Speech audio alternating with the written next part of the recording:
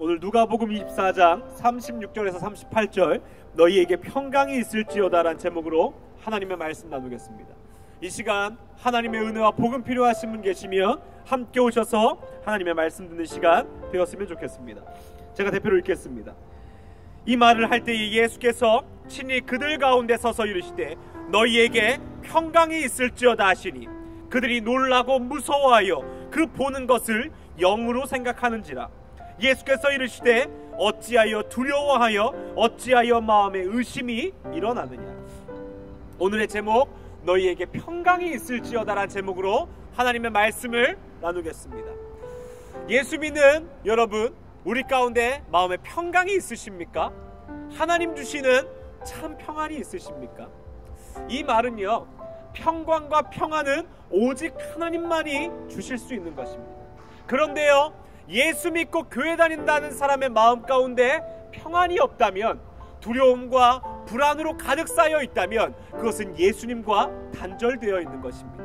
왜냐하면 공급하시는 하나님의 평안이 내 마음에 없기 때문입니다. 그럼 우리는 어떻게 살아갈까요? 예수님께 평강을 달라고 기도하나요? 사실 우리는 그러기보다 우리가 의지할 수 있는 우상들을 만들어냅니다. 예수님은 더디 오시는 것 같고 예수님의 평안은 확실하지 않다고 생각한다면 우리는 돈을 평안이라고 여깁니다. 또는 내가 의지할 수 있는 사람을 하나님과 예수님보다 더 평안으로 여깁니다. 그러나 여러분, 절대로 평안은 그 누구도 우리에게 줄 수 없습니다. 예수님이 말씀하시기를 내가 너희에게 주는 평안은 이 세상의 것과 다르다라고 말씀하셨습니다. 우리가 늘 말씀을 사모하고 예배 자리에 나아가는 이유는 그 평안을, 그 평강을 알기 때문입니다. 그러나 그 평안과 평강 없이 오늘 살아가신다면 기억하시기를 바랍니다. 예수 그리스도의 평강을 사모하십시오.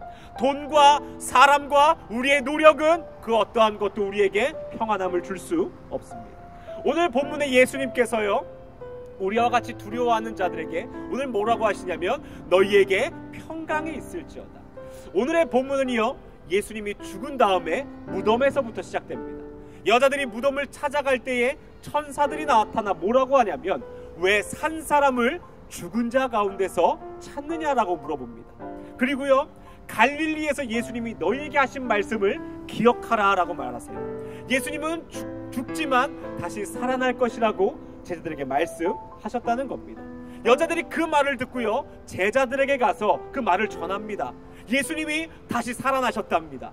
그런데요, 제자들이 뭐라 그랬냐면 허탄해하며 그 말을 믿지 않았다 그래요. 3년 6개월 동안 예수님과 동고동락하면서 죽은 자가 살아나는 것을 본 제자들이지만 오늘 예수님의 살아나심을 믿지 못합니다. 그러한 그 제자들이 무엇을 하는 줄 아십니까? 다른 어떠한 것도 하지 않아요. 오로지 문을 굳게 닫고 있습니다. 예수님을 구하지도 못하고 하나님의 이름을 부르지도 못합니다. 왜냐하면 내가 믿었던 예수님이 죽었기 때문입니다. 그러니 그들이 하는 것이 무엇입니까? 문을 닫고 숨어있는 것입니다. 그러한 제자들에게 오늘 예수님은 찾아오셔서 너희에게 평강이 있을지어다. 그리고 두려워하지 말고 무서워하지 말고 내 손과 발을 만져보라. 내가 다시 살아난 예수 그리스도다 라고 말씀하시는 겁니다. 이 시편 34편에 보면요, 다윗이 고백하기를 여호와의 선하심을 맛보아 알라라고 얘기합니다. 우리가 한번 예수님의 평강과 평안을 맛보면요, 그 평안을 늘 맛보며 사는 것을 원합니다. 그런데요, 다윗이 이 시편을 지었을 때요, 굉장히 평화로웠을 때일까요? 그렇지 않아요. 이것은 블레셋의 이 사울 왕을 피해서 아비멜렉 앞에서 침을 흘리며 미친 척 하다가 도망간 뒤에 쓴 시입니다. 여호와의 선하심을 맛보아 알지어다. 너희 성도들아, 여호와를 경외하라. 그를 경외하는 자에게는 부족함이 없도다. 젊은 사자는 궁핍하여 줄릴지라도 여호와를 찾는 자는 모든 좋은 것에 부족함이 없으리로다. 다윗이요, 자기의 방법으로 평안을 찾으려고 합니다. 그래, 내가 미친 척하고 이 위기를 모면할 수 있을 것 같아. 그런데 얼마나 수치스러웠을까요? 얼마나 많은 회개를 했을까요? 얼마나 하나님께 죄송했을까요? 그러니 많은 사람들에게 뭐라고 얘기합니까? 나처럼 살지 말고, 나처럼 하지 말고 여호와를 경외하십시오. 여호와의 선하심을 맛보아 아십시오 라고 오늘 얘기하는 겁니다. 예수님의 평안은 이 세상의 것과 같지 않습니다. 그러니 나의 노력, 나의 경험, 돈과 사람을 내려놓고 오늘 다시 예수님을 바라보기 원합니다. 제가 10살 때요 귀신 들린 적이 있습니다. 귀신이 저를 사로잡아서요 잠을 못 자게 하는 거예요. 그게 거의 6개월 동안 지속되었습니다.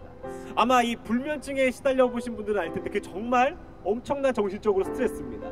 그리고 막 죽고 싶을 정도예요. 눈만 감으면 사탄이 제 눈앞에서 사라지지 않는 것입니다. 그렇게 6개월 동안 고통을 받았어요. 근데 어느 날 기독교 TV에서 목사님의 어떤 간증이 나오는 거예요. 목사님이요 이 사역을 한 지 얼마 안 됐을 때 귀신을 만났다고 합니다. 그리고요 배운 대로 그 귀신에게요 나사렛 예수 그리스도 이름으로 명하노니 물러가라 라고 얘기했다는 거예요. 근데 그 귀신이 웃으면서 뭐라 그러냐면 너 예수 안 믿잖아 라고 얘기했다는 겁니다. 그런데요 그 기도를 그 선포를 한 뒤에요 두려움이 휩싸였지만 끝까지 기도했더니 귀신이 떨어져 나갔다는 겁니다. 목사님이 그 말씀을 하시면서 하는 말씀이요 귀신은요 우리의 선포한 분으로 떠나가는 게 아니라는 거예요. 우리가 예수님을 끝까지 붙잡고 있을 때에 아 얘는 절대 예수님 놓칠 애가 아니구나 라는 걸 깨달은 뒤에 간다는 거예요. 제가 10살 때 그게 기억나는 거예요. 그런데요 마지막 날 그 귀신이 저를 떠났을 때 꿈을 생생히 기억합니다. 제가 방 한가운데 무릎을 꿇고 울고 있는데요 모든 어두움이 제 안에 가득한 거예요. 그게 제가 보이는 겁니다. 근데 거기서 나올 수가 없는 거예요. 근데 제가 하나님의 은혜로 그 간증이 기억나는 거예요. 하나님 살려주십시오. 하나님 나 좀 도와주십시오. 이 어둠을 물리쳐 주십시오. 정말 죽을 힘을 다해 꿈에서 기도했습니다. 그런데요 어느 순간 그 어두움이 빛으로 한 번에 변해버리는 겁니다. 그리고 그날부터 저는 그 귀신에게 시달리지 않았습니다. 히스기야는요 죽음 앞에서 오직 기도합니다. 예수님은 십자가 앞에서 오직 기도합니다. 그리고 예수님이 우리에게 하시는 말씀이 기도 외에는 다른 방법이 없다라고 얘기합니다. 죽음을 이길 수 있는 방법은 기도뿐입니다. 우리가 살아갈 수 있는 방법은 예수 그리스도를 붙잡는 것뿐입니다. 요한복음 15장에 예수님이 뭐라고 말씀하십니까? 너희가 내 안에 거하고 내 말이 너희 안에 거하면 모든 것을 구하라. 그리하면 이루리라.